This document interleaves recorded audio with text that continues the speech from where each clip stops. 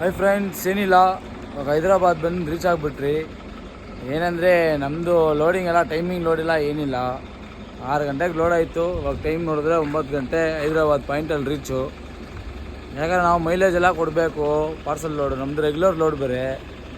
ಅದಕ್ಕಂತ ನಾವು ಟೈಮಿಂಗ್ ಎಲ್ಲ ಏನಿಲ್ಲ, ಆರಾಮಾಗಿ ಬರೋದೇ ನಮ್ಮದು. ನಾನು ರೆಗ್ಯುಲರಾಗಿ ಬರೋದೇ ಇಷ್ಟು ಗಂಟೆಗೇ ಬರೋದು. ಅದಕ್ಕೆ ಸ್ವಲ್ಪ ಹೇಳೋಣ ಅಂತ ನೋಡ್ರಿ. ಇಲ್ಲ, ಇವಾಗೇ ಬಂದು ನಿಲ್ಲಿಸಿದೆ, ಅದಕ್ಕೆ ಗಾಡಿ ಸ್ವಲ್ಪ ರನ್ನಿಂಗಲ್ಲಿ ಬಿಟ್ಟಿದ್ದೀನಿ. ಬಂದಿದ್ದೆ ತಕ್ಷಣ ಆಫ್ ಮಾಡಬಾರ್ದಲ್ಲ, ಅದಕ್ಕೆ ಸ್ವಲ್ಪ ಇದಾಗಲಿ ಅಂತ.